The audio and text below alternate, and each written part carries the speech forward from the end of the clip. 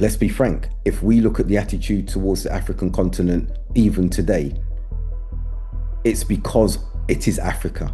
It is because of the phenotype. It's because they are looked at as Africans. It is because the African continent has always been looked at as from an exploitative lens, or on other perspective, which not many people speak about, looked at through a missionary lens, even by the Muslims, and through a colonial gaze, say we're going to educate the savages in inverted commas. Blackness is secondary. Africa is secondary unless it's exploitative and unless it's a charitable basket case that needs help. This is why we're seeing that. And also the perception of us as fellow Muslims. There is an anti-black racism that exists. And if we don't want to say that that's prevalent, which is arguable, and we have others who are clearly not racist in that particular context, but what we do see that there's an unconscious bias. There's an unconscious bias to one cause and an unconscious bias against the other cause, as if the Sudanese, the Africans are to blame for what is being done to them. And we've got to look at a really important thing here. There are inherited traumas that continue to transcend generationally, not only those of us who come from a lineage of slavery, which half of my lineage comes from, but also the African continent as to what was done to it from Europe, and even from an Arab perspective when we look at the slave trade. So you can see that there are shifting tectonic plates that are actually there, and there's no consideration for them. There's a consideration of, we need to go and help. Benevolence, that's good. But how are you being viewed with that benevolence? These pictures and the comms that we're seeing of the barefoot children standing around someone, smiling, saying, look at what I've done. Go harken back to Christian missionary comms of the era, of the day. And the only difference is, these are white Europeans. These are co-religionists, and the imagery we're looking at is in black and white and color. And we're not saying to those who are non-black, who are non-African, that we are speaking against you, because we're saying that the mindset that has gone in there are being perceived somewhat from a colonial standpoint. We're not saying that. But what we are saying in that instance is that you need to be a lot more empathetic. You need to be a lot more nuanced. You need to understand that when you're going, those who are receiving you are receiving you with a different lens to what you have. Externally, what about sanctioning those entities to say, we're going to be doing certain things with regards to yourself because you're perpetuating this crime, this warring between factions of Muslims, and you know that this is something that's haram. We are going to take sanctions concerning you. Now, some might say, whoa, Abdul Haqq, what are you saying here? But we talk about sanctions concerning Israel, rightly so. But what about those parties? Boycott. So what about what is being done by Muslim nation states to keep the fuel in the burning of what's happening effectively around? This is being realisms that need to be addressed, because we've seen history whitewashed from a colonial perspective. We've also seen it brownwashed from a religious, socio-religious perspective. I've written about it, the invisibility of blackness, when considering the significance of blackness in the annals of Islamic history, with regards to the first hijrah that was taking place, with regards to some of the companions of the Prophet ﷺ, with regards to the Prophet ﷺ. We need to break this cycle, and the cycle needs to be broken by us, first and foremost, then our co-religionists recognizing that this is an injustice that's being done. And when these injustices are done, dehumanization starts taking place, second-class citizenship or tertiary citizenship takes place, and then we have the oversight, the neglect, the lack of appetite that we are witnessing with Sudan at the moment.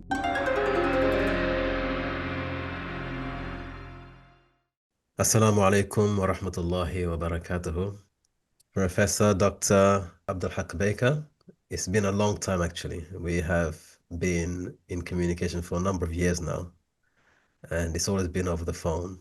A lot of things to kind of share with the wider audience. Mm, And I think in good time we will have that opportunity, inshallah, to engage with a wider audience. And there are many things happening in the back end that hopefully within time it will be brought to light. But I'm very happy and grateful to have you on the platform today as part of the Counter Narrative series. Your presence today is important because we will be discussing a very sensitive and very urgent topic that is, unfortunately, with great misfortune, is not a priority topic, despite the gravity of what's happening right now in the Sudan. mm, We find in general media, but in particular Muslim media, there is a vacuum of information and there mm, is a disconcern for what is happening. So this conversation will be a very uncomfortable conversation for many people, but I think it is a necessary conversation, given the fact there is pretty much nothing out there. There are a few interviews here and there, but in comparison to other current events, it is minuscule. So I want to share with the audience some of the conversations we've been having in the last couple of weeks mhm. and conversations that actually touch upon many discussion points. I personally believe that this is something that has to be brought to the forefront and no longer hidden behind conversations, private discussions among friends. We feel comfortable to speak about this. It's a public concern Right. and deserves to be treated as such. Before I begin, for those who don't know, I'm from a generation where Abdul Haqq Baker, we all knew who this person was, mashallah, tabarakallah. For the newer generation who don't know who Dr. Abdul Haqq Baker is, could you please introduce yourself and tell us about your past positions, the work you've been doing, wonderful for the community in the UK and abroad, and also in general terms where you are right now in terms of your community development and leadership. Jazakallah khair. Bismillah ar-Rahman ar-Rahim. Alhamdulillah, alhamdulillah, Rabbil Alameen, wa salatu wa salam ala Rasulullah. It's an honor to be here, Brother Ibrahim. I've been following your work, been involved to some extent, as we've discussed in the background. And as I said, it's an honor to be on this podcast with you, mashallah, and to share what we're about to share. As for me, yes, Dr. Abdul Haq Baker, my PhD is in political studies, in which I was looking at a particular phenomena because of what was taking place post 9/11, and that was with regards to the vulnerability or resilience of converts as it related to radicalization. And this was a unique aspect of research that was done, and that was subsequently published by Palgrave Macmillan into a good selling book, mashallah, tabarakallah, online and across the UK and beyond, mashallah, tabarakallah, which then led me to lecturing and delivering workshops to state actors, MPs, ministers across the world for United Nations Office for Drugs and Crime, UNODC. So that saw me speaking with heads of states and others, looking at community focused engagement as opposed to their traditional method of community targeting, looking at suspect communities and the like. So, hearing it from a partnership perspective was something unique to a number of entities that I spoke with, and I provided frameworks and empirical research to show that that was the more effective way of engaging at community levels and understanding that these partners possessed a lot of expertise and experience in this field where they had little knowledge and were making a lot of mistakes. As a community leader, I think many will know that I was and remained the longest standing former chairman of Brixton Mosque, an Islamic Cultural Centre in Brixton, which we went through some turbulent times as the first black owned Orthodox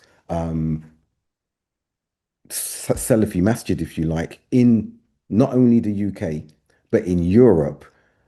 That drew a lot of attention, a lot of positive attention, because it went away from the paradigm of the established mosques that we see around the country today, which were traditionally led, culturally influenced in that regard. So to have a convert mosque, black convert mosque predominantly, leading in the 90s, groundbreaking directions with scholars, and also being at the forefront when 9/11 struck, when 7/7 struck, to show that we had been fighting this radicalization from within and from without since the early 90s. So that was something that was, I think, a journey for not only myself, but a number of us, and for the Muslim community as a whole. I went abroad for 20 years, 18 years in Saudi Arabia in educational leadership and management, 2 years in UAE, doing likewise CEO and executive director positions. And I was called upon by the Ministry of Interior in Saudi Arabia to deliver symposiums and the like in that regard as well. So after 20 years back here, still very much involved in the UK scene, did a short stint at Green Lane as a CEO and had many requests from around the Midlands and around the UK. Please don't put yourself with just one organization because of your global footprint and international reach and national reach and engagement.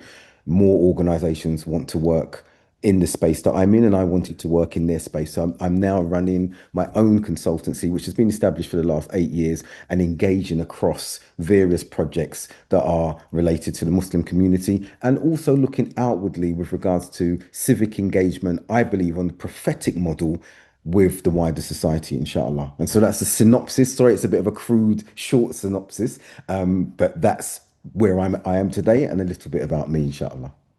And for the benefit of the audience who may be a bit younger, maybe not accustomed to the UK scene, Doctor's been very, very, very humble in what he's currently doing in the UK. And we are genuinely, it's an honor to have you among us as an elder, but also somebody who is a pioneer. And I say this with immense sincerity. A pioneer in terms of creating a shift, a cultural shift when it comes to Islam in the West, specifically in the UK.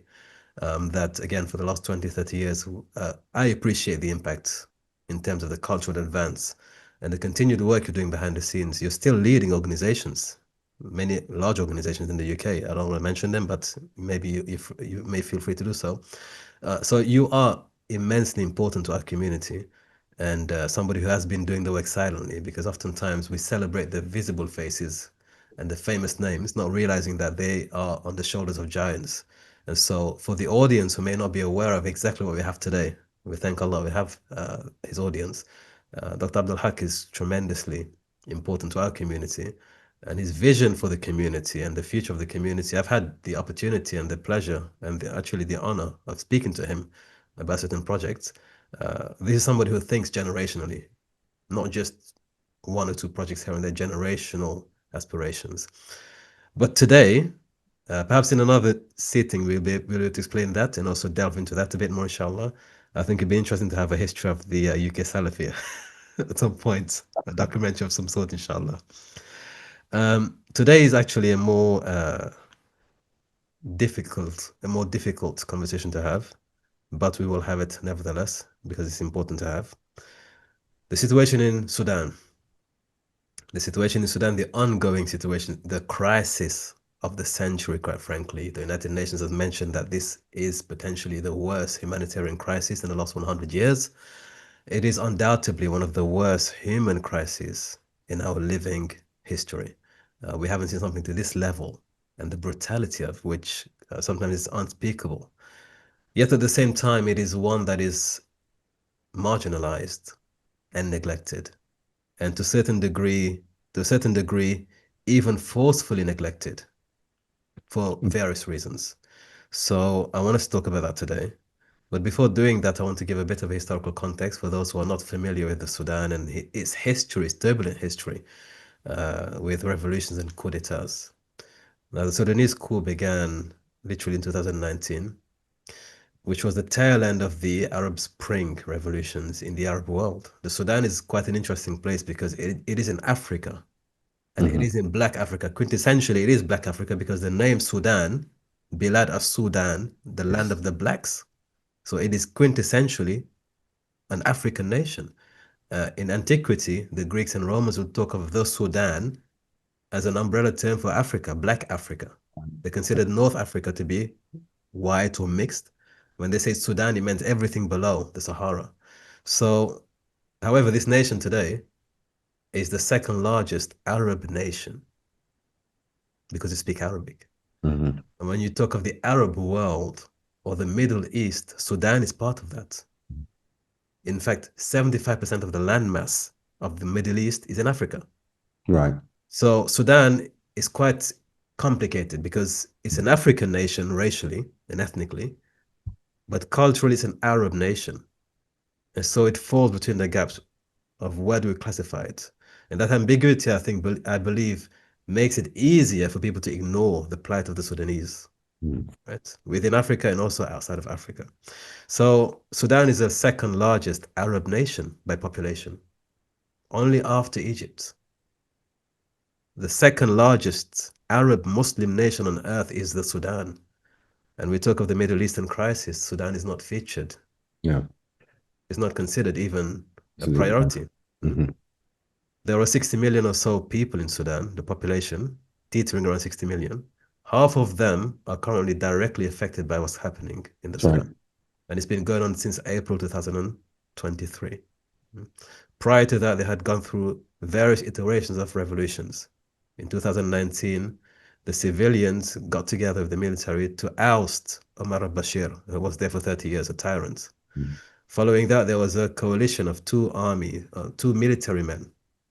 They came together by 2011.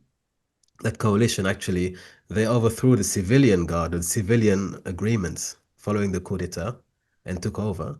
2 years later, in 2013, so 2023, those two factions split apart. So you have now a divided nation with two factions, military factions, destroying one another and destroying the country as a result of that. So, and there were various coup d'etats before that. It was just a series of coup d'etats which culminated in this one here. At the moment you talk of Sudan, and again, it's complicated because again, the ethnic issue. If you follow, those of you who follow the Sudanese trajectory of the last 20 years, Darfur, 2003, 2011, the split of Sudan between North and South Sudan. These are all racially motivated. Of course, politically, there's also money and land involved, but there is also very heavy components of race discrimination and race-based violence. And so today, to raise Sudan as an issue, it does tickle the sensitivities of certain people because it's considered almost comparing one plight of suffering to another plight of suffering. And that is difficult to kind of entertain. So I want to ask just an initial thought from your side. How do you think, as somebody who's actually been to the Sudan, what is your takeaway from how we've dealt with this as a community and as an ummah? Very good question, and Jazakallah khair for the intro, the background that you've put there, and the mention of the emergence of South Sudan and what led to that in 2011. How has the Ummah dealt with this? We haven't. We haven't dealt with it from a perspective of coming together and having a strategic overview and plan to resolve the initially internecine conflicts, because it's no longer internecine. As we know, there are state actors, external parties that are fueling what is taking place at the moment. And I know we're going to discuss that in detail. And they are these states, we might say, okay, it's the West interfering again. No, these are Muslim states that are also involved equipping the opposing sides. So that speaks to the point that I mentioned. We are not dealing with it. We are not dealing with it in the way that we should be dealing with it. Allah tells us in the Quran that when two warring factions come together, you try and make peace between them to reconcile that dispute. And if one persists in that, then you join with the one that it's not wanting to persist and you join against that repellent force until peace and stability has been established. We have not seen that on a scale that we should be seeing it because the will is not there for economical reasons, for strategic reasons, for an array of other reasons that are socio-political and socio-economic, but not socio-religious. Because had the socio-religious context been the focus, we would have seen parties come together in similar ways, and I say similar ways, sort of tongue in cheek, that we see ceasefires are being negotiated in Qatar and in the what we're seeing with the genocidal actions taking place against the Palestinians. But we don't hear or see that as it relates to Sudan. Sudan very rarely makes media attention. And this is another problem, Brother Ibrahim, because that's Western media. And it indicates and it's indicative of our, as a Muslim Ummah, dependency on all things West when we are looking at the global South. And we have to ask ourselves, why is that happening? Why are we not dealing with this problem? And I'll round off this answer with a conclusive aspect. It's because we are still impacted by and looking through a colonial lens that has been given to us, and we have not removed those shackles. And the question has to be asked, do we even want to? I was going to say that because in the age of information and free access to, you know, all parts of the internet, all over the world, people have cameras. We are no longer beholden to mainstream media. We create our own media. We create our own narratives. We capture our own moments. We decide what we care about and what we don't care about. So it's not that we rely entirely on what the Western media has to show us. It's that perhaps, as you mentioned, there's no voluntary impetus to make the effort to pull those stories out. There are various young activists from Sudan who are chronicling and vlogging and going onto panels, but they are not heard. I mean, Mm. some of the view counts are 100 views on major platforms, 1,000 views. It's very little traction. Um, let's let the cat out of the bag. I believe I've had these conversations in private in certain forums. It's very unnerving because people feel there is a sense of guilt and a sense of genuine discomfort when we discuss this. But I believe, had the Sudan been in the Middle East, as in geographically in the Middle East, in Middle East proper, we would have cared. Yes. Because 30 million human beings suffering, starvation, violation, outright atrocities could not have slipped our radar.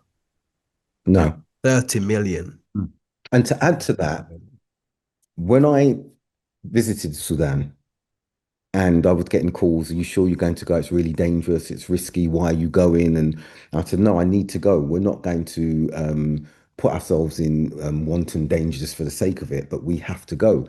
And I remember when landing, I'll talk about my journey there as we go through today, but I remember landing there and then having to stop at particular offices. And we got to the airport, really small, busy hub of an airport. And I remember we met an European individual and he was speaking to one of my colleagues and he needed to get to a particular destination. And I thought this is really strange seeing this individual. He knew Sudan quite well. He was working for one of the either embassies or relief agencies, wasn't very clear, but he mentioned the relief aspect. And we dropped him to his destination, which happened to be it was a relief agency from the Middle East. And when I saw the towering building and we went in to freshen up and everything, and I saw Sudanese administrative workers there and relaxing, some were even just sleeping in the corner. And it shocked me because having lived in the Middle East for 20 years and been in Saudi, I felt that same ambiance, atmosphere, climate when I was there in Port Sudan in this building amongst these individuals as though I was in Saudi Arabia. If you closed your eyes, you would not have been able to tell the difference between the two locations. And that speaks to what you're saying, that had Sudan been in the Middle East, it would have been because the feel, the buildings, the infrastructure that I was seeing was all Arab in that respect. And when I landed, as I said, I saw this, we dropped this individual off. I didn't ask any questions, I just focused on where we had to get to. But then I started seeing some strategically located relief agencies, individuals who were not from the Sudan, who were not of the same phenotype as you and me, moving about quite comfortably. And this stood out like a sore thumb for me, but no questions were being asked. And I felt concerned by that because I was thinking, this is African soil, if you want to say African Arab soil in that instance. But yet we're seeing Europeans moving around here, not many, quite freely, no one batting an eyelid, which was strange when you're seeing everyone of our phenotype just moving about. And I said, there's a lot more at play taking place here. I haven't got time to look at it. I'm not going to. There was tension in the air. The guards, the security, the military, very sensitive, very trigger happy. They're not going to ask questions if they have a doubt about anything concerning you whatsoever. So it wasn't my place. That wasn't my remit. But you and I come from a background where we're very spatially aware of what's taking place around us, wherever we may be going. And I saw that, and I'm bringing this up because it does speak to what you're saying. You would have felt you were in an Arab land, landing in Port Sudan, starting to move around the city, seeing the mindset of the people that you were engaging with, the Sudanese people. And then, as I said, popping up here, there. Even I saw two 15-year-old children in a very urban area, white European, blonde hair, just strolling, going into the shops, everything. And that cool, it's like I was in the Matrix, that you've got someone in there with the red dress, as they said, and moving about and like, oh, this is not part of the Matrix, but nobody's paying attention. That's the sort of atmosphere which led me to believe that there's a degree of orchestration that's taking place that's deliberately not being spoken about because of the geopolitics that are at play. Well, absolutely. I mean, Sudan right now is an open treasury because it has tremendous natural resources. Yes, And the gold coming out of Sudan, that's another story altogether. that's right. It gets away in certain regions in the Middle East where the gold isn't being molten and therefore no longer traceable and being sold on the international market. Right. And no longer illegal. So once Exactly. it's molten, it's no longer illegal. It's money laundering, quite Yes. frankly. Yeah, smuggling and money laundering that is being exported out of Sudan from the airports Cases. directly. They're coming in with suitcases. Yes, that's right. From Yeah. Sudan. Yes. Yeah. So there is an element of incentivization that this chaos continues in this land because there's free money, there's free gold and free oil effectively Right. of there. There is an incentivization for that to continue and a blind eye is being turned. And as you mentioned, there are many proxy players in the region that are Yes. arming the militia. We can perhaps get into that in a bit Yes. later. But in terms of the general response from the Muslim community, what has your experience been so far concerning Sudan? One of the things I saw once bringing it to their attention. So prior to leaving Sudan, the team I was with, that's when I was my short stint as CEO for Green Lane, and their task force, GLM, wanted me to go out there alongside Islamic Relief. So prior to going, did some comms. This is what I'm doing. And I knew I wouldn't be able to measure what the response would be to that. However, my response when coming back from Sudan, and this wasn't planned, but I said, as CEO, I said, I want to speak to the congregation after Jummah, one Jummah, a few weeks after coming back. And I stood and I spoke to them, unscripted. And I spoke about what I saw. It was about 3 minutes I spoke to them for. I spoke about what I saw, the people I engaged with, the food or lack of food that was there, and that I couldn't even describe what a bowl of gruel was, and that this was for a family of six, and they wouldn't know where their next meal was coming from the next day. This is one meal a day. And I remember engaging with the congregation, as you know, it's a very large congregation there. And the only thing I could say to them, which I wanted to emphasize at the end of my speech, was don't forget about Sudan. Assalamu alaikum wa rahmatullah. I'm at a camp with over 3,500 internally displaced Sudanese. Over half of the camp are children. It's really serious here. £85 feeds a family for only a month. They've come from all over Sudan, all over Sudan. And the thing that really shocks me is how welcoming they are. that tent that you can see behind me just delivered a brief introductory speech of who we were, coming from Green Lane, why we're here, that I want to make their plight more visible, that we're not going to just go away and just forget about them after this, that this isn't a token visit. The lorry with the food stuffs is going to be arriving soon, inshallah, and they're waiting patiently. The women, particularly, are waiting patiently in the tent for this to come. And they've just told us that they've got the children who are going to put on a little thank you to us for coming. Subhanallah, they're even going to thank us for coming. We don't need thanks. We need to be doing a lot more than what we've done so far. We've got to make this so much more visible. This is my first camp. This is my first experience here. It is a bit emotional. Yeah. You know, food poverty that they're suffering is that 25 million do not know where their next meal is coming from. Their next meal. I left it at that. And when about a week later, when we were looking at what the collections were, the congregation were imbued with a sense of empowerment, guilt, love, awareness, that that collection surpassed all collections of 2024, including the final Jummah of Ramadan, which we know is the highest collection. It surpassed all of those. Alhamdulillah. So bringing it to the awareness and keeping it at the forefront of the collective memory, our ummah will respond. They do respond. And that's emphatic evidence, empirical, if you like, that that's what actually happened. But when we take, the moment that's removed, that focus is removed, the memory shifts again to that which is filling the screens at the moment, and social media and the airwaves, which is Gaza and the Palestinian plight.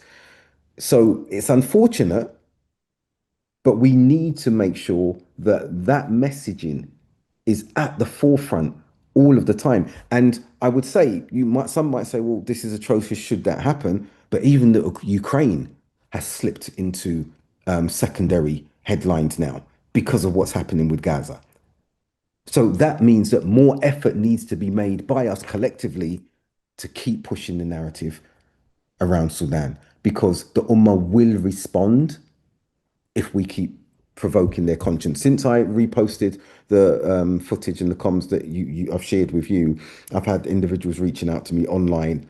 Can we continue to give to this charity? Where can we give to charities? As you said, we will discuss that shortly. So it's keeping it at the forefront, at the top. My question to you, Doctor, would be, given first of all, both of these crises are tragic. And as Muslims, as human beings, we lament any tragedy, actually, across the world. Both are tragic. But there is a tragic irony in that they both commenced in the same year, 2023. The Sudanese crisis was in April 2023. Right. And in Gaza, it kicked off in October 2023. Right. If you look at both nations, the flags are the same, identical flags. They are.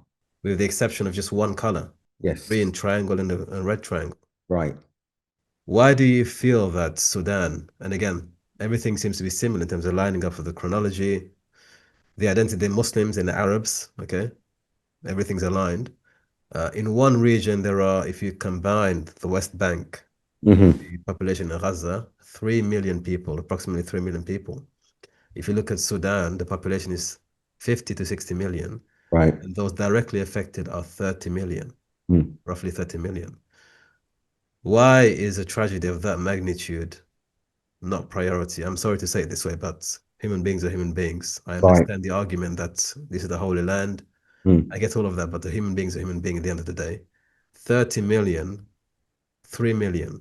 Why is this not a priority? If we're looking purely objectively, let's be frank. Let's be frank. If we look at the attitude towards the African continent, even today, it's because it is Africa.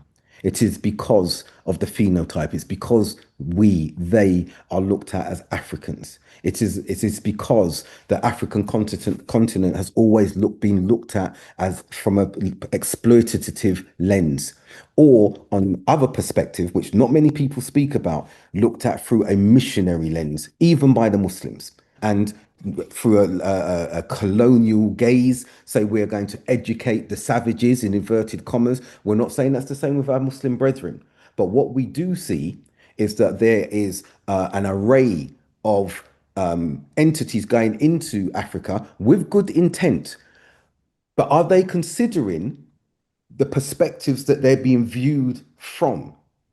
Which I would say, and it may cause upset to a number of individuals, is almost mimicking the colonial pathway of the Christians of old, because they're looking at Africa from a point that they're poor, they have no money, they need Islam, forgetting that the first place of hijrah was Africa, Abyssinia. So they're looking through this particular lens, which I refer, what I mentioned earlier on, what I intimated earlier on, is a colonial lens. Despite the good intention around wanting to do charity, but it's because, again, blackness is secondary. Africa is secondary unless it's exploitative and unless it's a charitable basket case that needs help. This is why we're seeing that. And also the perception of us as fellow Muslims. There is an anti-black racism that exists. And if we don't want to say that that's prevalent, which is arguable, and we have others who are clearly not racist in that particular context, but what we do see that there's an unconscious bias. There's an unconscious bias to one cause and an unconscious bias against the other cause, as if the Sudanese, the Africans are to blame for what is being done to them. And we've got to look at a really important thing here.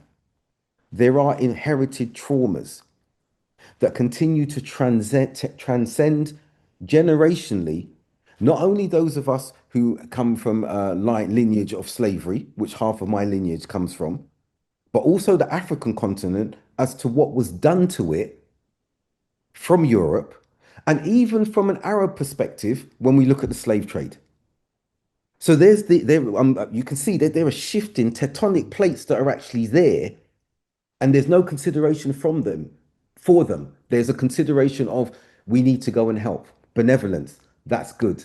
But how are you being viewed with that benevolence? These pictures and the comms that we're seeing of the barefoot children standing around someone, smiling, saying, "Look at what I've done." Go harken back to Christian missionary comms of the era, of the day. And the only difference is these are white Europeans, these are our co-religionists, and the imagery we're looking at is in black and white and color. Dr. William Barrilow, who's been on this podcast as well, has mentioned that he did a study where he literally took the images from the mid to late 19th century missionaries in Africa. Subhanallah, I didn't know this, mashallah. Made that comparative, and the social media kind of comes, the PR, it's exactly the same feel and the same framing of these poor African destitute people, and the majority of them not even being considered whether they want to be on camera or not. Right. The permission that you would perhaps seek in a Western environment, Yes. you consent to be on camera, or your children being on camera, or your elderly mother being on camera, is oftentimes overlooked because Yes. these are considered people who are, what would they know anyway? So there is that element of the neo-colonialism of Africa from Muslims, coming from Muslims. But I think you've touched upon very important and very sensitive topics here. We have to stop pretending Yes. everything is okay in the house of Islam right now. Mm. We need to stop pretending that there isn't a hierarchy of importance and sensitivities. And we need to stop hiding behind the white man as well, because we can always say the West did it. But as you Absolutely. Yes. mentioned, the colonization, especially East Africa, Tanzania, Zanzibar, has a dark history, Right. right? We have to stop pretending that it's only coming from the West. Yes. What's happening right now in the Sudan? Yes, there are actors, especially Russia, and other, but there are also very, very close regional Muslim lands actively supporting the militia, Right. Exactly. benefiting from it. Exactly. And we can't always say the West is doing it. We have to own responsibility where it's due. And I think the But Sudan actually, what it's done is lifted the bandage right. and it's showing us the horror of what we have been ignoring because our conscience can't take it. That's the Yes. reality, how I Yes. see it personally. Yeah. The Sudan stands today as a testimony against the Ummah Right. that if you proclaim to care about human lives, if you truly believe in brotherhood in Islam, despite race and circumstance, if you stand by the standard that we often proclaim to the Western counterparts, that we care Mhm. about all lives, we're one ummah, if one body hurts, the other, if one part of the body hurts the other, the Sudan rebukes you because right now, what are we doing in light of the Right. Sudan? Yeah. When we're listening to the du'as in Qanut, I've only heard one of the masajid that I attend regularly. I've only heard one masajid in the khutbah and in the Qanut, when we're doing Qanut, mention Sudan. And some who may be listening may be thinking, oh, Dr. Abdul Haqq is so pro-black. What's he saying? No, no, we're talking about the Ummah. We're talking about the Ummah. We've stopped talking about the Rohingyas. We've stopped talking about the Uyghurs in China. We're talking about the Ummah. As you've said, the hadith, if one part of the body is aching, the rest of the body stays up in night in feverishness. And if no one's going to be speaking about Sudan, we certainly have to do that. When I was there and I visited the camps and I went and sat with the individuals and I saw the dignity that was there and the suffering that they were in. Some of the things we couldn't put on camera because we were just so upset that we thought can't record. You saw that I did some of my own recordings in the moment because I was shocked at what I was seeing. But yet I was seeing children with hope. Yet I was seeing older sisters who were patient and their dignity and their trust and tawakkul in Allah in that particular instance. I saw mothers who could not breastfeed their children because they had not eaten a meal for 72 hours. I witnessed this and spoke to them. I didn't detect a degree of anger. And this is the thing we know about we know the character of the people of Sudan, the patience, the hope, the soft natures of them. And when I was invited by some of the elders, come and sit and drink coffee with me, and we were busy, and one of the brothers said, and they asked me specifically as the only black individual in the team, it said, if you don't go and sit with them, they're going to be offended. And I wasn't refusing. I was thinking, do we have time? Do we have time? I went and sat with them. They made me a nice coffee. They were sitting there, and I asked them, how are you coping? They said, we are waiting for Allah to lift this from us. We are patient. We are waiting for Allah to lift this from us. And seeing that and going from camp to camp, tent to tent, and watching the extent of poverty. And there were some children there who had disabilities, had mental health needs. There were mothers who arrived, but the husbands were imprisoned in Darfur or were killed because of their age groups. And they had to keep going because of the children. They had to keep going. The relief workers, as you've seen in some of the videos, they were also internally displaced, but they still had that sense of service to the rest of their Sudanese co-religionists. And so my question is, if they could do that, us in the relative luxury of the West where we're living, we can do a lot more, even if it's just speaking. None, we're not doing a fundraising plea here. We're talking about the deen and the levels of enjoyment. If you can't prevent an evil with your hand, the next one is to with your tongue. We are not doing that. So we can't just resort immediately to hating in our heart and doing absolutely nothing and thinking that's it. There's a lot more that we can do. If anyone now is not safe to do that, but if anyone had the opportunity to go into Sudan, like when I went in there, I knew it was going to change me, but I didn't know it was going to change me to the extent of what I saw when we're talking about hygiene and showing us that this is the one latrine that we've built for a camp where you've got 3,000 individuals. It's horrific, but their dignity and their self reflection and their self hygiene was there. You wouldn't think, oh, I don't want to be near these individuals. You saw the dust and the sand and the flies, and yet you saw them maintaining these makeshift tents with a pride and dignity because of what? We are Muslims. And not only because we're Muslims, because we are Africans, we are Sudanese.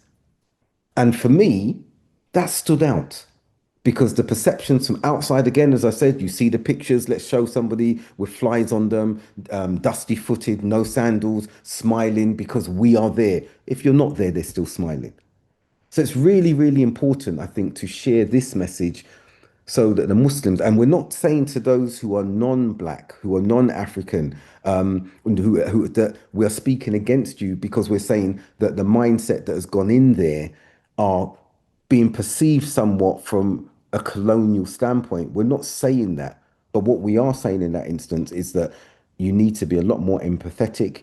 You need to be a lot more nuanced. You need to understand that when you're going, those who are receiving you with a different lens to what you have. You might have a benevolent lens that you want to go with, but you need to be speaking to your brethren and sistren who are of the same phenotype of these individuals to understand if there's an emotional aspect you haven't considered. You cannot just consider we're doing sadaqah, we're going to help them, that's it, they should be grateful. No, because that's what happened with the Christian missionaries and colonialists in that particular instance. A haughtiness came about and you should be grateful.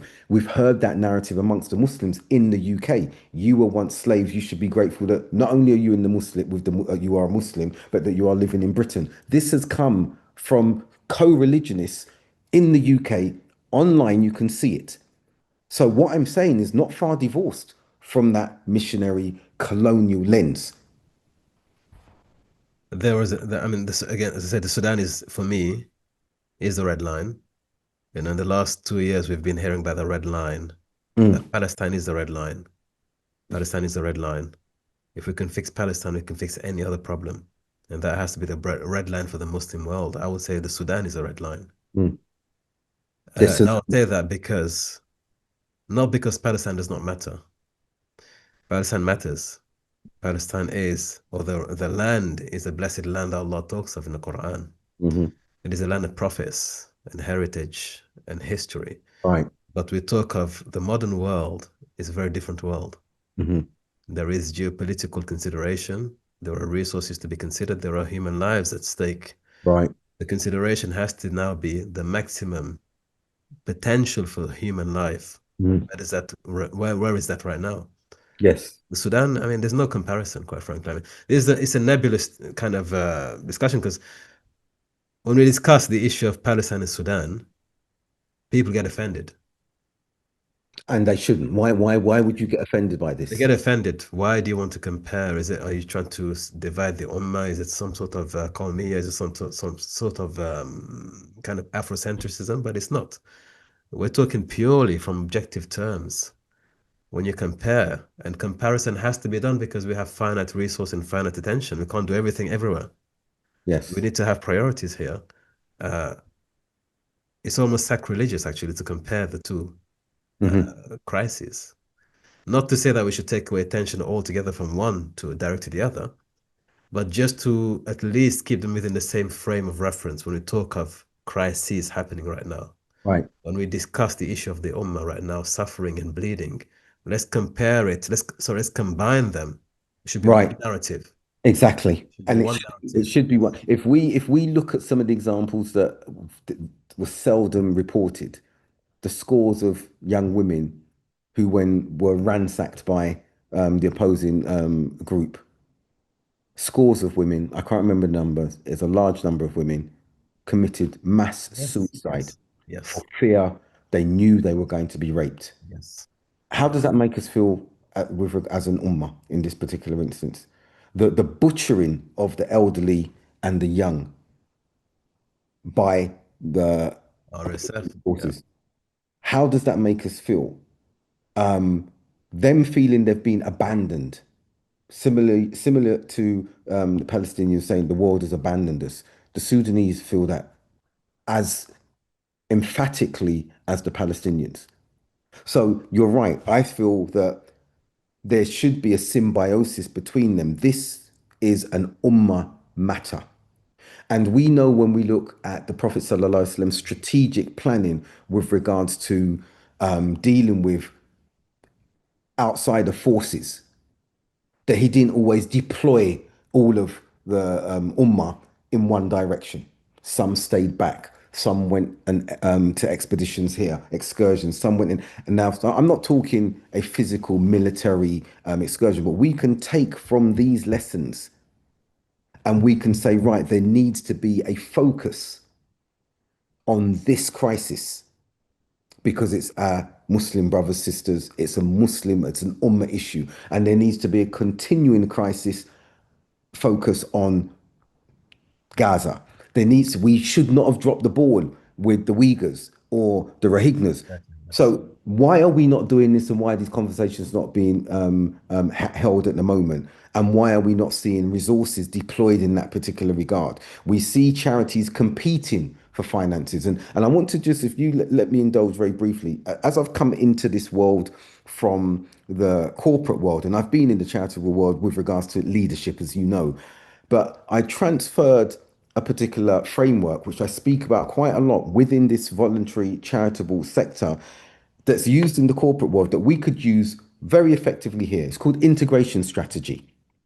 It's three pronged: backward integration, horizontal integration, and forward integration. And I'll give you examples. Think of Starbucks in the corporate context. When they saw what was happening in the market, they looked backwards and bought the farm. Okay, they bought the farm, they can control the prices. You might say, well, how will you transfer that in a voluntary capacity? We could look and say, right, charities, we need to look at investing if it's in raw material, if it's in the education of children in this regard, or the upskilling of a particular skill workforce, women, children, you name it, young people in that instance, we're going to backward invest, and this is where our focus is going to be. Horizontal integration in the corporate world are takeovers and mergers. But in the capacity that we work as an ummah, we can look and say, right, I can say, right, Ibrahim, your organization is doing X, Y, Z. I don't do X, Y, and Z, but I was about to, but I'm not going to. The resources I get for X, Y, Z, I'm going to deploy to you. But I do ABC. You don't need to do ABC. Let's partner up. Your resources that you get for ABC come to me. And we're working in synergy without competing for resources. That's horizontal integration, partnership. Forward integration now is identifying those trajectories that need the resources that we've backward integrated towards, we've partnershiped in, and we say, right, who is going to focus in this area? Think about, for example, when we're talking about forward integration, think about Amazon. When COVID broke, what did they do? They didn't open more branches. They looked at other distributors around the world and said, we're going to channel our products through you. Are you ready to work in partnership with us? So then we identify partners, we identify agencies, we identify other institutions that can realize our collective objectives and cause. Now, I'm talking at this level, Ibrahim. You know, this is how I talk. I don't know how many people follow me and have lost him. What is he talking about? But I'm looking at that and I'm saying, this is a way that the Ummah can work because you have others saying, coming in and saying, I want to do forward integration. I can work in that space. I want to do horizontal. This is where we are. I want to do backward integration. And not only from an investment perspective, but from an Ummah working collective, we're deploying in different areas. I don't know if that makes sense to you. That makes perfect sense. I think to simplify it for some of the audience who may not be able to grasp the level here, is that rather than doing the same thing, every charity is doing the same thing for the same specific crisis, why don't we pool the resources, work together, and have some sort of uniformity, synchronicity? We'll also realize I forget the term, when you combine things together, there's an effect that comes out of that. There's An utility. amalgamation of sorts, a joint, yeah, Yes. combination, yes. It's great when it's together. I forget the term, the scientific term. But essentially, it would be better if we coordinate and work together. Because at the moment, there seems to be overemphasis. Synergy, that's the term I'm looking for, synergy. In one region, and everyone's trying to do that same thing for the same region. And we're missing other regions. As you Right. mentioned, drop the ball in other regions. Lack of synchronicity, vision, forward-looking vision, and these sorts of things. Now, when it comes to, again, you've mentioned that it should be combined, and I believe it should be combined. It should be one in the same campaign. If we don't want to prioritize, let's combine the two of them. If we make dua for one, make dua for the other one Right. consistently and continually. It should be one and the same thing. And for those who would perhaps argue that now we should focus on the external enemy. That's one of the arguments. In Palestine, the enemy is an external enemy. It's a non-Muslim entity. It's a hostile one. Therefore, it's between faith, belief, and disbelief. So we have to support the Muslims in that instance. Whereas in the Sudan, it's between they're all Muslims, they're all African, they're all Sudanese, it's the same Right. people, they're oppressing them. But basically, Right. it's an internal problem. So it's not as important as one where we can clearly differentiate between the oppressor and the oppressed. Exactly. What would you say to Exactly. that? No, I agree. I think that the distinction needs to be made. And I think so. Well, I'm coming back to the ayah in the Quran where you try and make peace between the warring factions. We're not saying that Palestine is not a priority and the Palestinians. It's absolutely a priority. As you said, the warring faction, the oppressor in that instance, is a non-Muslim entity with the complicity that is there from various governments, including the one that we are run by in the UK. But when we're looking at the Muslim problem, there should be much more of an appetite as well to say we've got all the tools, the mechanisms, the the religious, socio-religious underpinning to really throw everything at this to say stop. And those external parties, which are also Muslim, and work in tandem with each other from a geopolitical perspective, pressure should be put on them from the wider Muslim populace as well. And I dare say this, Ibrahim, I'm not a politician in that. Yes, my PhD is in politics, but this is for the level of the statesman and I'd say ulama in this instance to say, right, if we're seeing such interference externally, what about sanctioning those entities to say we're going to be doing certain things with regards to yourself because you're perpetuating this crime, this warring between factions of Muslims, and you know that this is something that's haram? We are going to take sanctions concerning you. Now, some might say, "Whoa, Abdul Haqq, what are you saying here?" But we talk about sanctions concerning Israel, rightly so. But what about those parties? And Boycotting. what? Yeah, yes. So what about what is being done by Muslim nation states to keep the fuel in the burning of what's happening effectively in Sudan? I Why?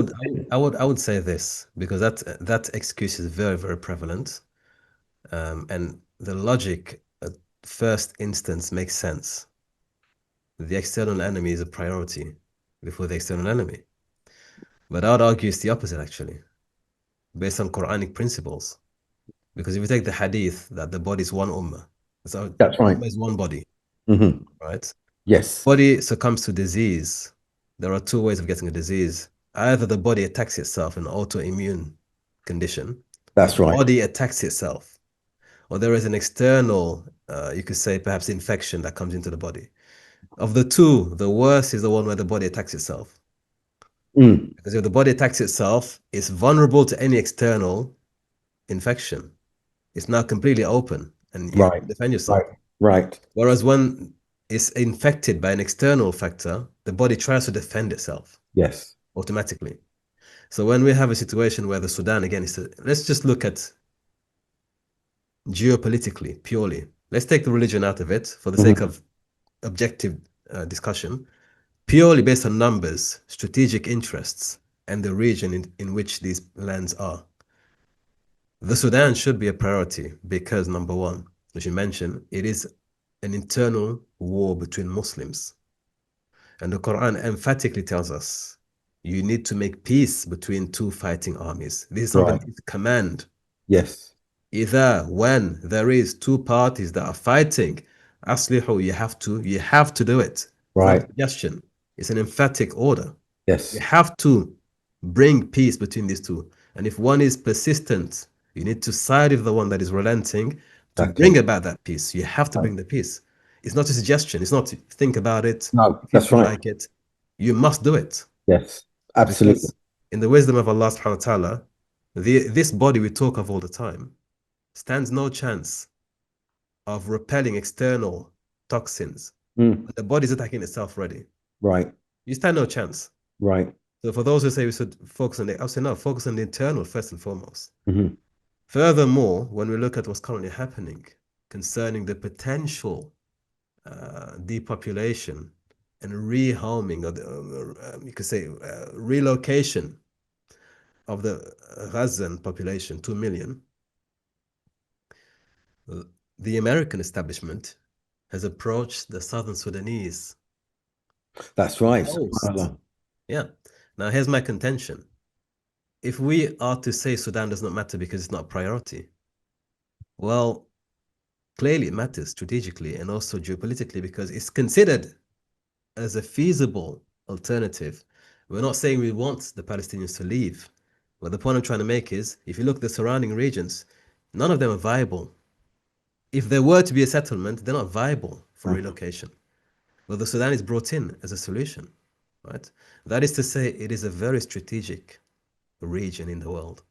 But a consideration as well, Brother Ibrahim, you're absolutely right in that. I want to widen this slightly because what you're saying shows that colonial lens is still over Sudan, the Palestinians, South Sudan, because you see what they're saying with South Sudan and relocation of Palestinians. But we saw Rwanda chosen as a Oh, place of yes. location from the UK and very recently America. And what did we see in Rwanda a generation ago? The genocide that occurred there.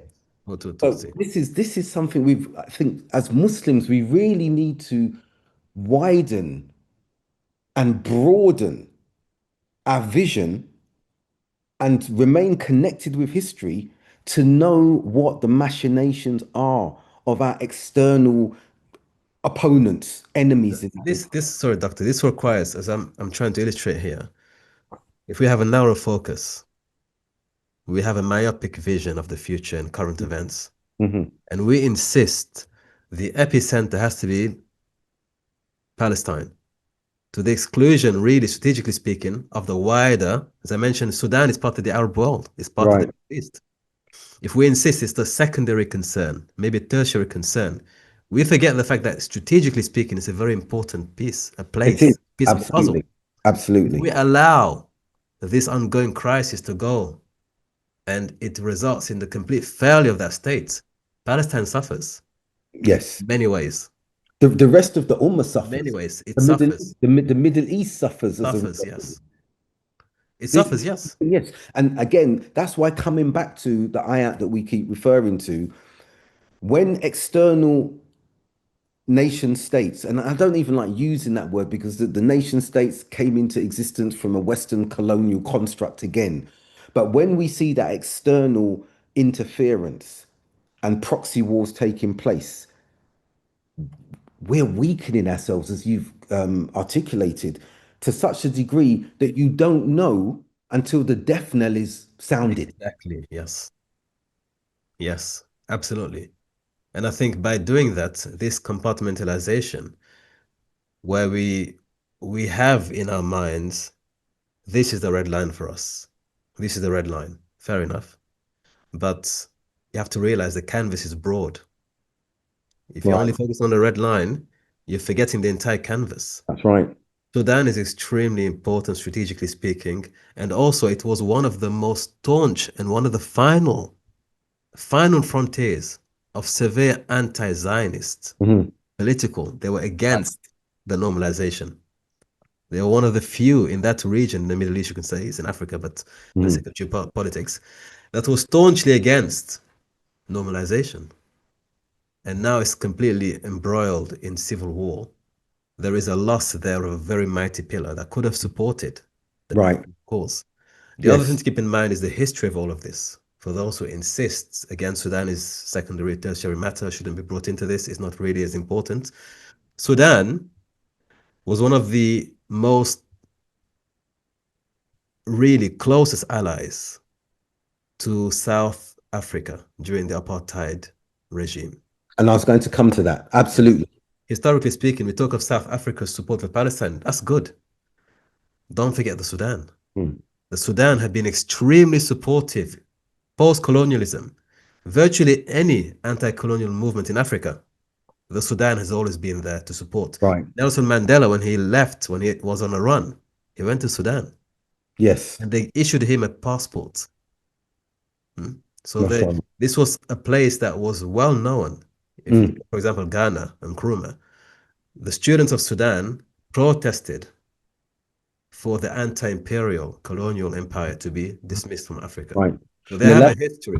right, and Dr. Naledi Pandor, who was the one ex-chief justice, I believe it was, she visited Birmingham 2 weeks ago, and and she was the one who led the charge to take Israel to the ICC, to the courts in that instance.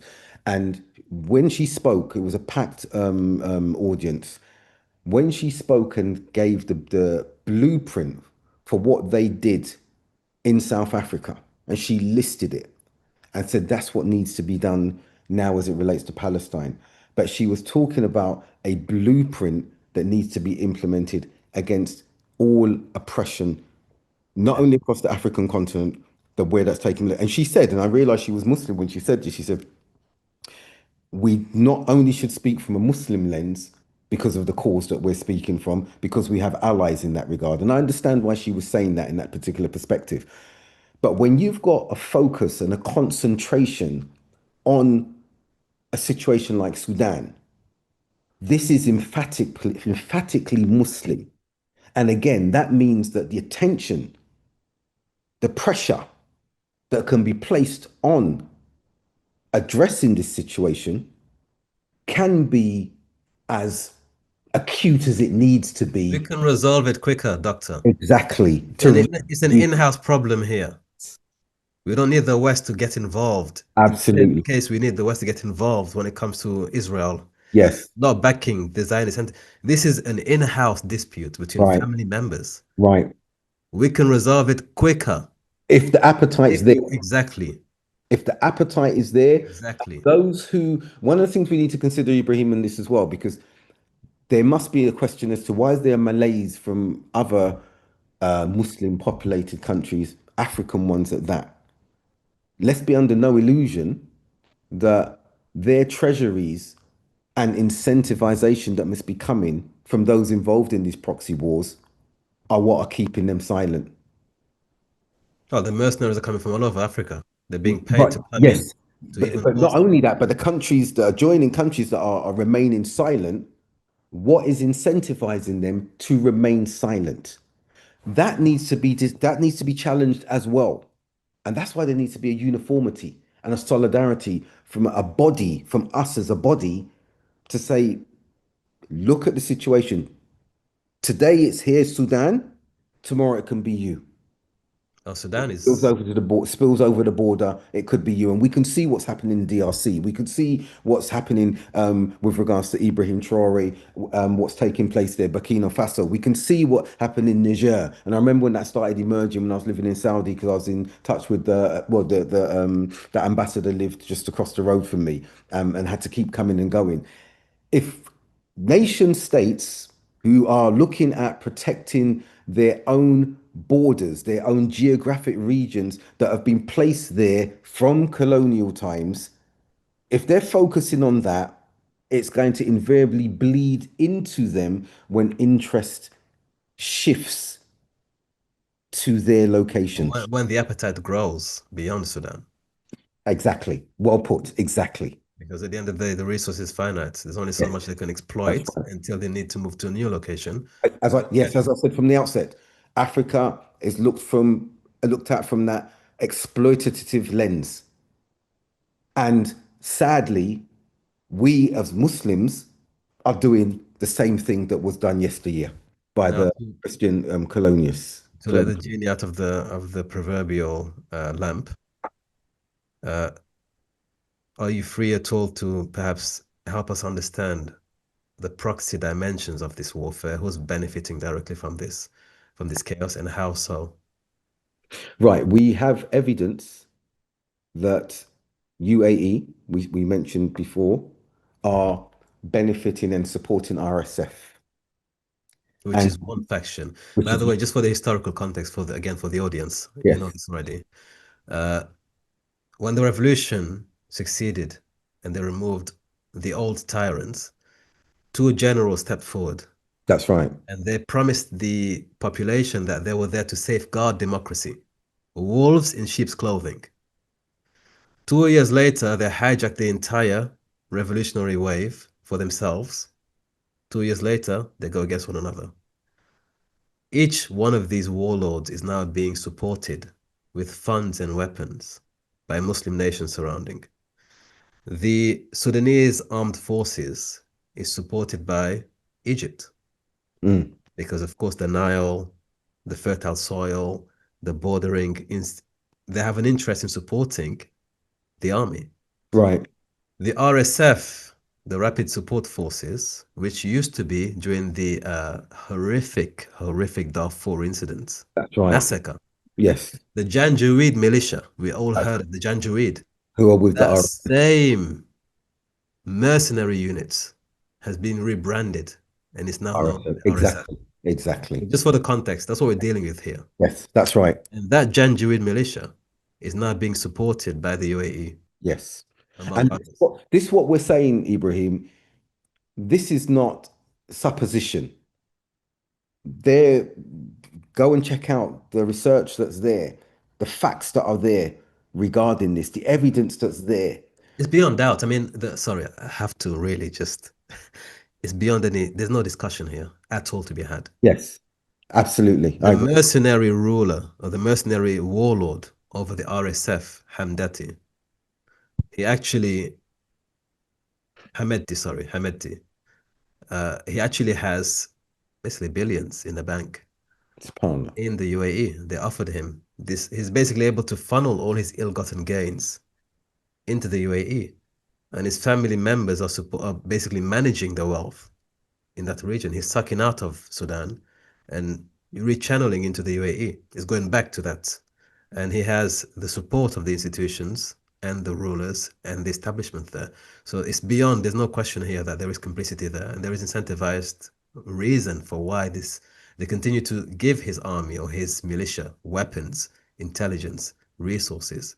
And this is beyond any shadow of a doubt. So there is direct correlation there that indeed the UAE, among many others, are actively supporting and enforcing and endorsing what's currently happening in the Sudan. SubhanAllah. Benefits because the oil and especially the gold of Sudan is being transported into the UAE. The UAE doesn't have I've mines seen and gold. reports. I've seen reports of that. Yes, yes, I think that's right. I've seen reports concerning that. And this is again why the focus has to be there to engage from a perspective of dialogue, diplomacy, pressure that this is destroying not just a country and a people, but the Ummah. Because while we're seeing that taking place within, those looking from without have free reign to do some of the things that we're seeing today, including what we said with regards to Gaza and the Palestinians. And we've not even talked about other African countries that are being destabilized, Congo right now. challenged. Yeah, the Congo. I think this by allowing one limb to be amputated, we are affecting the body. I mean, we focus on the eye, but if the legs are being cut off while the eye is suffering, you're missing the point here. Yes. Okay, it's bad to have an eye that's missing. I understand nobody wants that. No. If your legs are being sawn off, hacked off, I think it's time to look at the entire corpus and say, hey, wait a second here. We Right. still need the legs here. That's right. We still need the legs. Mm. And for me, Sudan, these are the legs of the Ummah. If we cut them off, the eye is still missing, but now you don't have any legs. You're not mobile anymore. Yeah. You're paralyzed. That's right.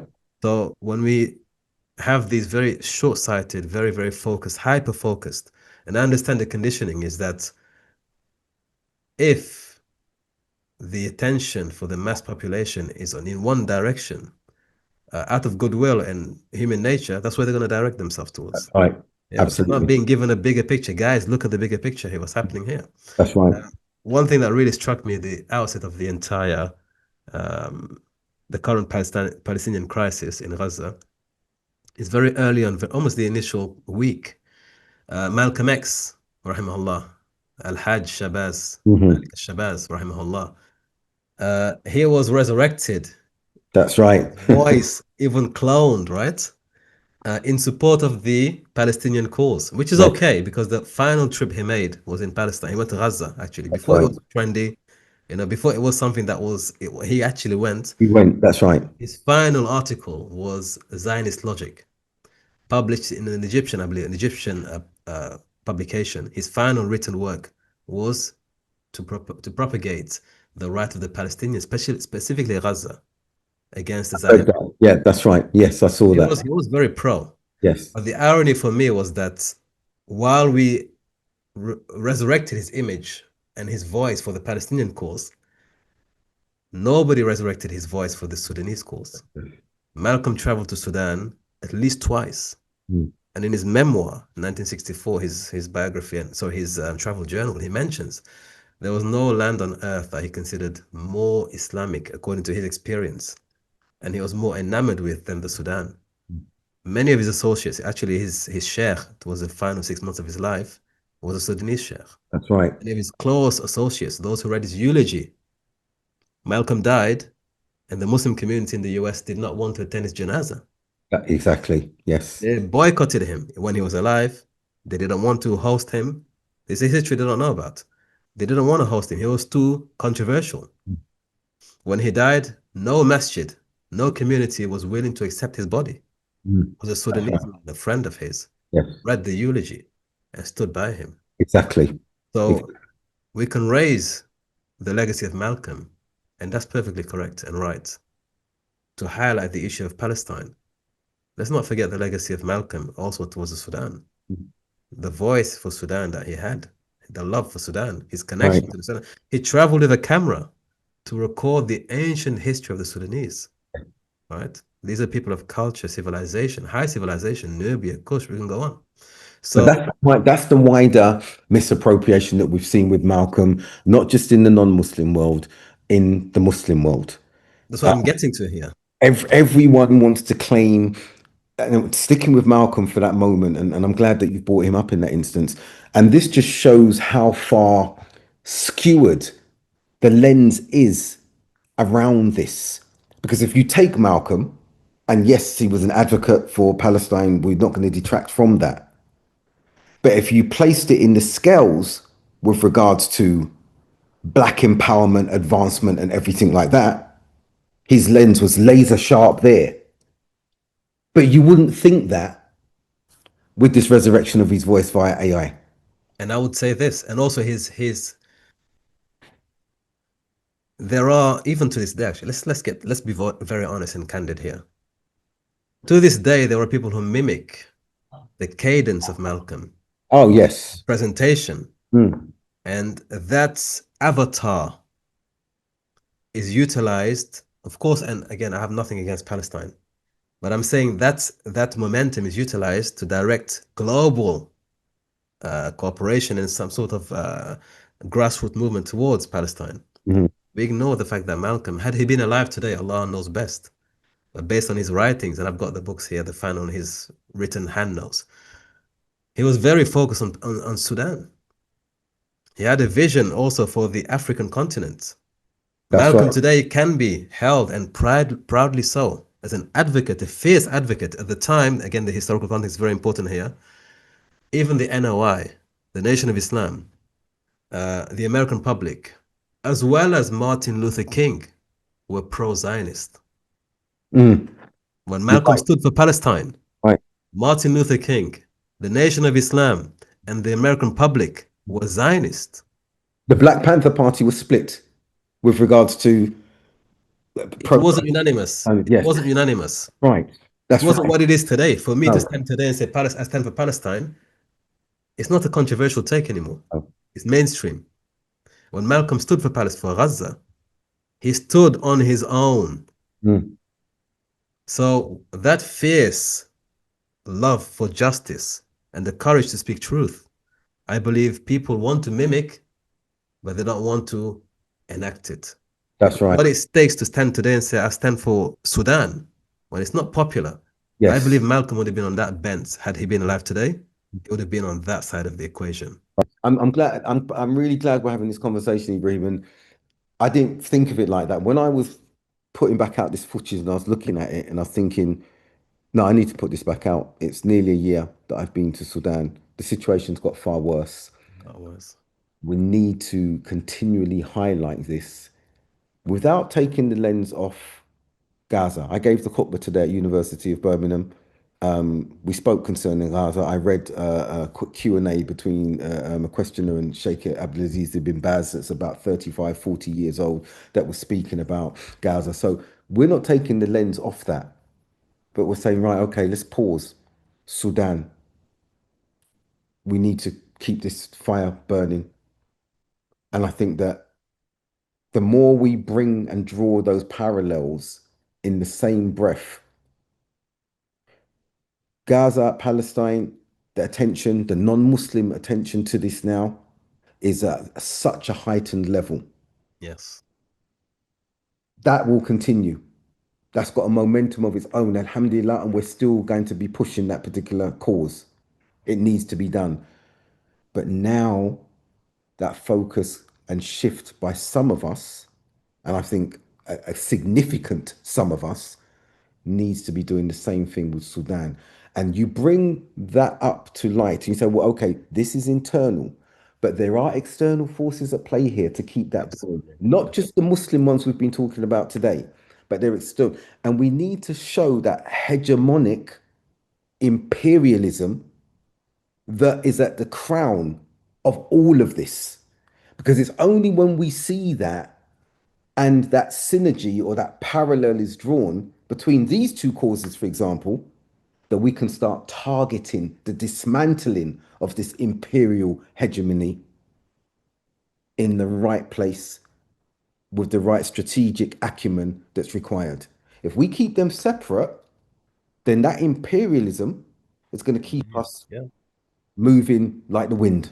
I mean, what could be more frightening? Again, geopolitically speaking, Sudan is the second largest Arab Muslim nation on earth. What could be more frightening than seeing the Muslim community rally around that and say, all right, we have fires everywhere. The greatest fire right now, volume and ferocity, is in the Sudan, and it's between Muslims. Mm. It would take far less negotiation to fix that issue than it does to go to the international courts and convince America and her allies to. That would take far less to fix than what we're trying to fix over there. But the impact would be if we were able to fix, people say, for example, if we can fix Palestine, we can fix anything else. To the contrary, if you fix the others, Palestine is strengthened. Why? Because Sudan was anti normalization before this Right. mess broke out. Right. It's a large population, it's a large territory, it's strategically well positioned. It's just after Egypt, Mm. it's within strategic reach. Furthermore, if the Muslim could show and demonstrate we can reconcile our differences, Mhm. let's begin in the Sudan. That gives hope, but it also sends a very stern message to the oppressor in Palestine. We And to fixed add our to that, problem here. no, absolutely. And We to fixed the problem here. Yeah, fixing the problem is a really, and let's look at some examples that were fixed that were outside of the Muslim internecine conflict that we're speaking about. We've already mentioned South Africa. Through South Africa being fixed from external support, and the Muslims were integral to that as well in that fight, they led the charge against Israel in the international courts this time. One of the loudest voices that we're hearing as well in support of Palestine was another region on our doorstep as British Muslims, Ireland, the IRA, the the agreement, the Stormont agreement that came about, where they all came within legitimacy in that particular instance. Whose voices now are the loudest alongside the South Africans because of the plight that they faced? The Irish. And the unification, they fixed their issues. Right. So we're talking about predominantly non-Muslim entities here, and the voice and the pressure that has been put on those who are complicit and supporting Israel. Imagine we fix Sudan Yes. and how much more powerful that voice will be added to co religionists No, it could overshadow very easily. I said Yes, they've got the numbers, yes, they've got a strategic advantage in where they are. They've also got the history to back it up. right. They've always been anti-colonial. That's right, They've always been anti-colonial. They've always been on the side of the oppressed. right. They're not able to voice their supports and lend their help today because they've been weakened. That's right. And we insist on turning a blind eye to their plight because the eye is hurting. The eye is important. But when the legs are being cut off again, you'll make no progress. That's right. So for me, it's not something that we have to distinguish. We have to look. If we fix the Sudan, uh, because the regional partnerships are very limited for the Palestinians right now. Yes, Who in that region is willing to even accept Palestinians, right, right? But the Sudan, even though it was suggested by the West, the point being it's a viable alternative. It's a viable solution. There would be an exceptionally well-positioned strategic ally for the Palestinian cause. I believe that. If the yes, Sudan was okay right now, just like the Yemen was very willing to support and help, the Sudan would be even more effective in doing that I had it been absolutely, well positioned. yes, Or at the very least, if the worst comes to worst and there has to be a repatriation, the Sudan would have been a mm, perfect place to welcome these people right, temporarily, right? But because it's now burning, it's a burning house, and we insist let that house burn because the other house, we're missing the bigger picture. right.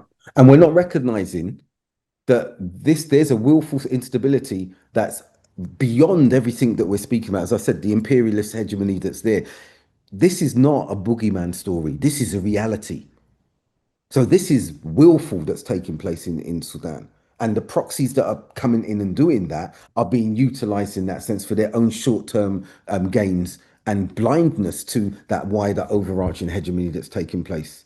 And And there the is sooner plenty. that's addressed, the sooner, as you said, we can throw even more impetus towards our brothers and sisters in Gaza. Absolutely. And again, it's the same hands. The hand pouring oil over the Sudan is the hand trying to hand over the Palestinian land to the other. That's right. The same actor. When we look at the whole picture, we can see the full frame. We can Right. see what's happening. Right. If we look at one piece of the picture, it's not possible to see what's actually happening. The whole Exactly. canvas. Exactly. So we need to bring it together. Who's causing instability in Sudan? Let's look at that. Yeah. What else are they doing in the region? Right. Are they trying to create some sort of unity with it helps to see the bigger picture. That's what I'm saying. Uh, Again, it's a difficult conversation because it does stir sentiments. There is an ethnic bias in there. I'm sorry to say it. There is that element. And again, we have to have the discussion because when we fail to have the discussions that are important in times of peace, when things go wrong, such as in this instance, we are not able to even begin fixing the problem. We've Right. neglected it for so long. We've put it behind for so long. Now that it's actually exploded, it's very difficult to even begin the conversation. Where do you begin? Yes. The platitudes we often hear, we're one ummah, there's no difference. There is a difference, and we can see it There's now. there's a clear difference. We can see it now. Yes. Yeah. So we could go on for a while, but I think we should perhaps uh, conclude with some solid or some directives as to how people can raise awareness, contribute positively. What can we do at this stage for the average person sitting down, hearing this, perhaps already has knowledge about the condition, the situation, or perhaps hasn't had any knowledge up until now? What are the actionable steps that can be taken positively to raise Mm. awareness or to even support the plight in Sudan? So if we're talking from a financial perspective, when I worked with the leadership on the ground in Sudan when I was there, there are other relief agencies there, but these individuals who I got to know were from Islamic Relief. And so I can only speak about that which I know. I was in their offices, I was with them, I was there with the team, I was on the ground. They're internally displaced themselves, and I've developed a trust for them in that regard. So that's a financial perspective that I would look at. I would also say if it's non-tangible, to identify those activists that you referred to earlier on. There are a lot of Sudanese activists who are really speaking about the cause, and they've got family over there. They're getting the stories out. We need to amplify those voices. So we should identify who these activists are, get on their platforms, communicate with them, make sure that we're ensuring that there's a legitimacy to what's being said by them, and check with others if we don't know. And then again, amplify those voices. Do not stop speaking about Sudan. We can't get in there at the moment. From what I know, I don't know, the circumstances have changed recently. When I went, it was quite dangerous. Now I've heard it's even worse. Yes, yeah.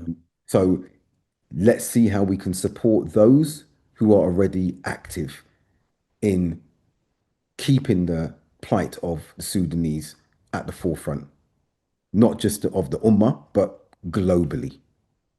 These are two pragmatic steps I think that can be taken. And we should not stop talking about Sudan. We should be researching what is out there about Sudan. Let's not sit and wait for mainstream media to bring news to us, periodic news about Sudan. It is a terrible, terrible humanitarian crisis. Being on the ground with what I witnessed, which was the tip of the iceberg, was enough for me to say we should not stop talking Yeah. about Sudan. And I would say we need to elevate the pitch a bit here. Let's elevate the pitch a bit here. We need to start demanding that those who remind us of our duty to be a global ummah, and rightfully so, from the pulpits or from social media, who remind us constantly to be aware of what's happening in Syria, in Palestine. We need to demand that they start also Yes, mentioning Sudan right. and focusing more on Sudan. There's nothing wrong with saying that.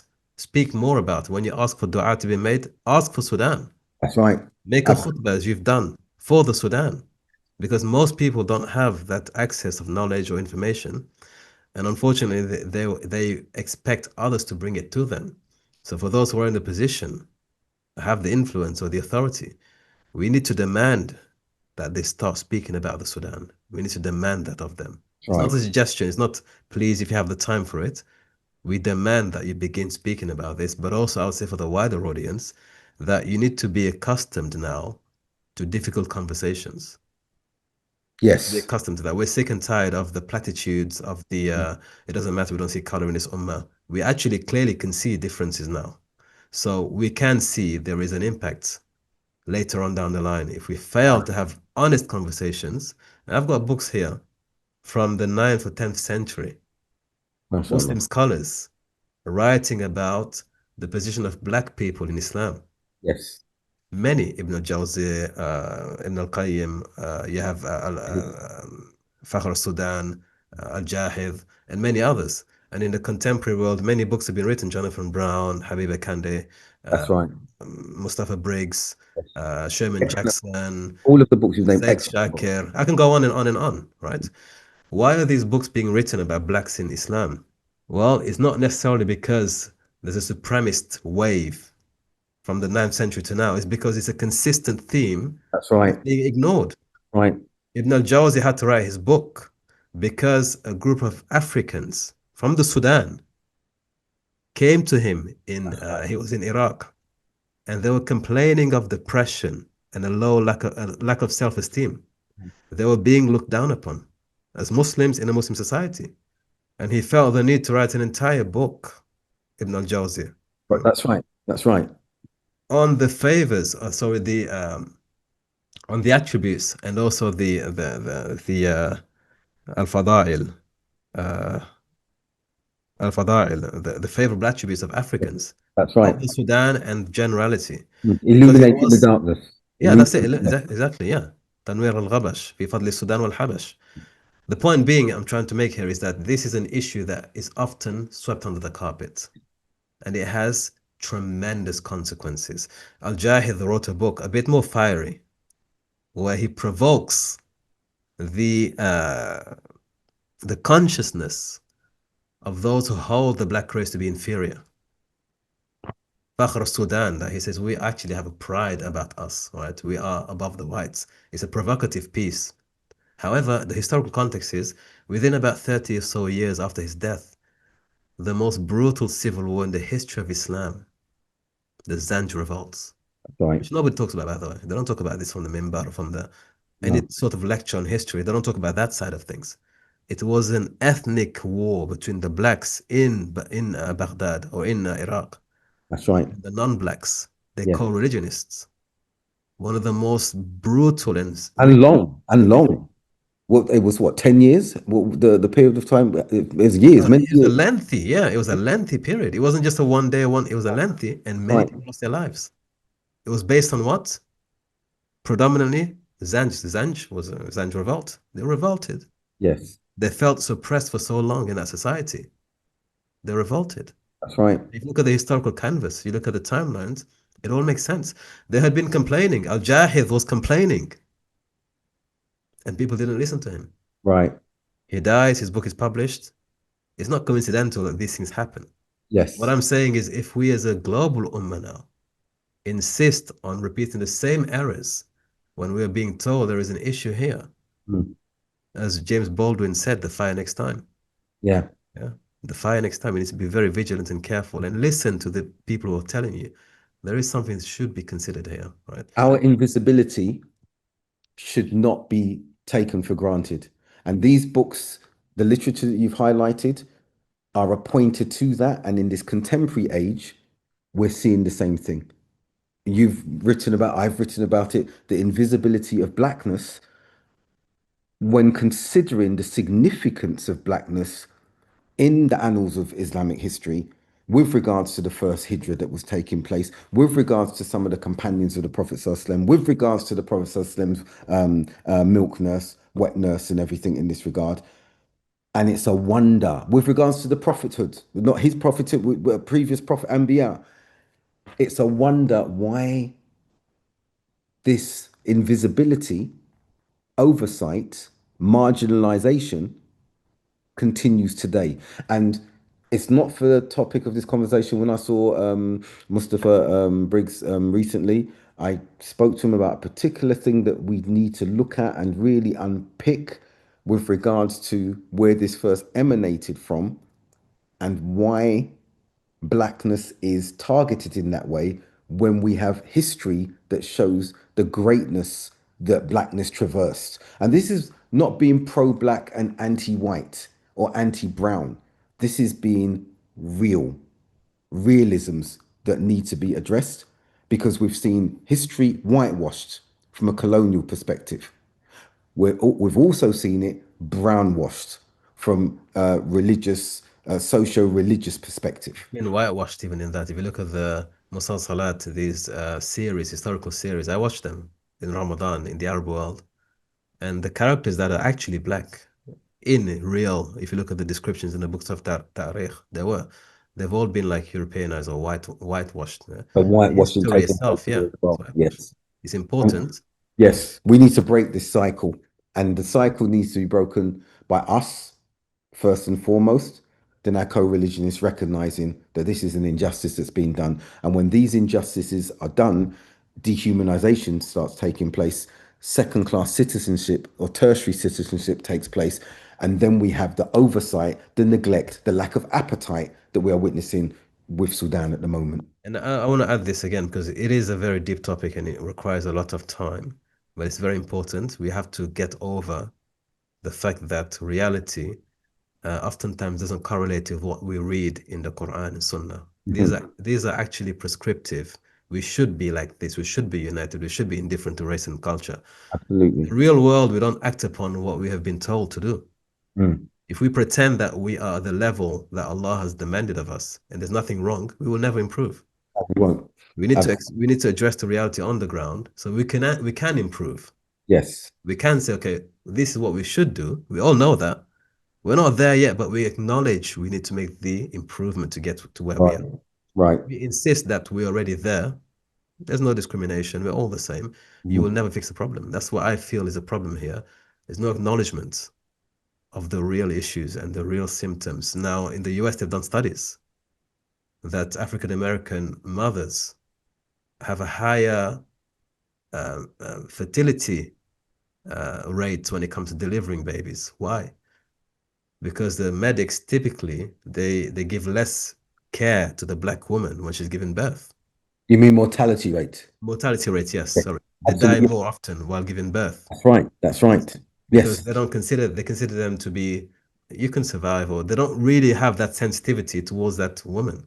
with a Yes, higher mortality rate. that's right. Likewise, young African or African American children, prepubescents, are considered a threat, even though they're younger. They're considered like mm, basically adults. That's why the police target them a lot more. At the age of 12 to male rise, for example, many other, so their innocence and their humanity is reduced for And we whatever have to reason it is. understand, where that comes from as well. I was speaking to some brothers today in a conversation that we had. What has happened is that colonial framework of violence that has been implemented among onto black bodies for generations, they changed that narrative and transposed it onto those black bodies. And that's why we have that stereotype, societal, overarching, institutionally racist structure that says blackness is inherently violent, when it was whiteness that imposed that violence. So what you're saying about the prepubescent and the high mortality rates and everything like this was something that was imposed from whiteness. When we look across the last 400 years, when we look across colonialization, it was achieved through wanton violence on peoples who were not familiar With the with violence. that degree of institutionalized violence. Now it's been transferred that it's those indigenous populations, those formerly enslaved populations, that are the ones who brought all of the violence to the society. When it's the other way around, it's the opposite is true. But that creates a false binary, a false narrative that, therefore, when you find nations that are black and they're going through civil war and this, there's less sensitivity to that suffering because Exactly. it's already preconditioned. It's another civil war on its Because of that strategy, because of that flipping of the switch, as it were, and it was done very strategically. It was done to justify the brutality that was meted out against black bodies. And we're still living that to this day. George Floyd was an example, one of many. one of many, yes. So I think we have to again, if we are the leaders in terms of Allah has put us in the position as an ummah to be the vanguard, the pioneers, people who are supposed to witness over mankind, but also to be an exemplary community Mhm. among kuntum khayra ummatin ukhrijat linnas. So we're supposed to be of that level and caliber where we Mhm. can show other people the way out of their wrongdoings. Right. If we're busy covering up for our own inadequacies, we can never hold a candle to anybody else. And right now, the Sudan, again, said it's an open wound that the Muslim conscious have to deal with right now. We can try to blame others, but at the end of the day, the Sudan is a Muslim issue in the Muslim world, Right. and only the Muslims can resolve that issue. It Yes. begins with awareness, acknowledgement, consideration, and concern for those people and for that suffering before we Right. can move on from there. So perhaps another time we can get into a bit more. It is a lot, and for those who are listening to this, who may want to say, well, this is Afrocentric narrative, your mind has been colonized. Your mind has been colonized. You need to decolonize your mind, right? Because the condition whereby anything that is slightly Afrocentrist is considered bad, is considered That's right. threatening, is considered aggressive, that is the condition you've just mentioned now. Mhm. Exactly. Keeping of the minds. And I suspect, I fear that some of our co-religionists have embodied that subconsciously. They don't realize. They don't realize, right? That they've subconsciously embodied that. And we have to remind them that you need to be careful. Yes. You need to really pay attention to how you perceive events. As you mentioned, when you go and give, aid, how do you perceive that aid? Also, how do you conceptualize the people you're helping or you seek to help? Is very important if we're going to be able to support ourselves and others. Thank you for your time once again. It is always a pleasure to speak to you, and I hope that inshallah in the future we will have further opportunity to speak to you, to get insights from you, and also updates as to what you're currently doing in the UK, inshallah. Allah. Jazakallah khair. It's been very insightful, I think educational, informative. And I hope the viewers have a lot to take away. They may have been challenged in particular perspectives, but to really think and reflect on the substance, the content of what has been discussed, the context of what has been discussed, and then move forward with whatever conclusions they reach, inshallah.